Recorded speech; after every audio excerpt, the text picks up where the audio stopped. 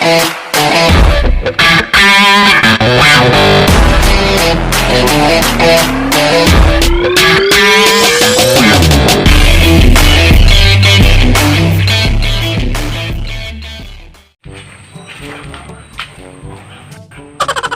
o.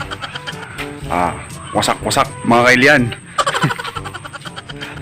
Shout out kay brother Dixie Spidey.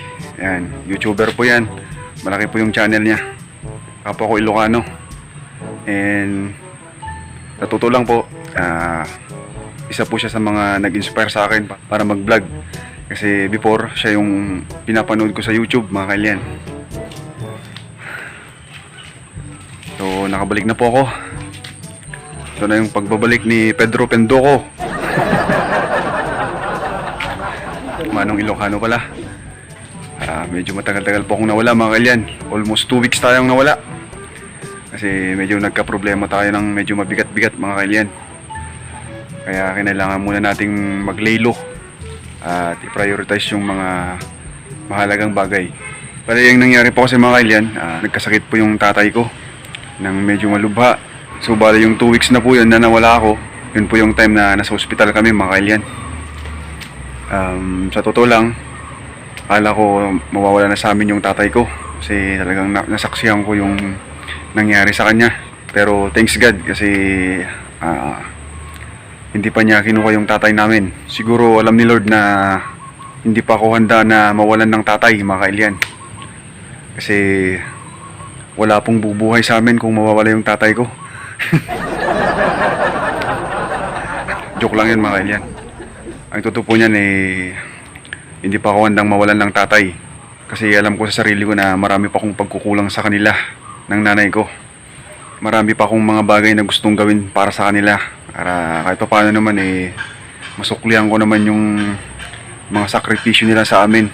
Alam niyo po kasi nung kabataan natin tayo yung black sheep of the family mga kailian. Marami tayong kalokohan sa buhay. Kaya noon hindi ko na-appreciate yung mga sakripisyo nila para sa akin, para sa aming magkapatid. Parang nabaliwala akong mga bagay na yun.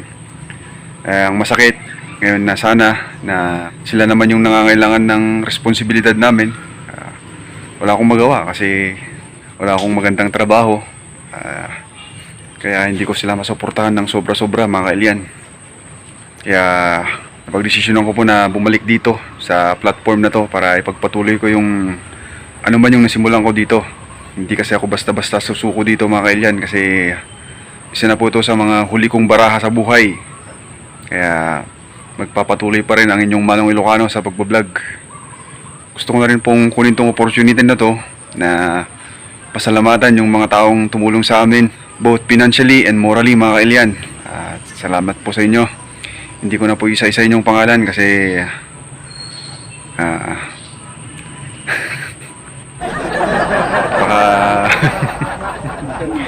baka kasi basta huwag na nating pangalanan. Alam na nila kung sino sila.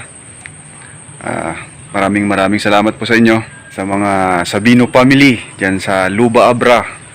Yan. Salamat po sa inyo mga kakabagyan dyan. Kay Auntie Susan yan sa Singapore ata. Sa uncle ko din sa US, kay Uncle Florio de la Cruz. And din sa asawa niya, kay Auntie Salve de la Cruz. Yan. And sa mga anak nila, kay Kuya Alvin at Ate Maya. O bali, mga kamag-anak ko po yun. Pero hindi ko pa sila nakikita personally. Malayo kasi sila. Malang araw pupunta ko ng US mga kailian. At sa lahat po ng mga pinagdasal yung tatay ko, yung mga tumulong sa amin, maraming salamat sa inyo mga kailian. At sana po si Lord na lang balang sumukli sa mga kabutihang binigay nyo sa amin. Maraming salamat po talaga sa inyo mga kailian.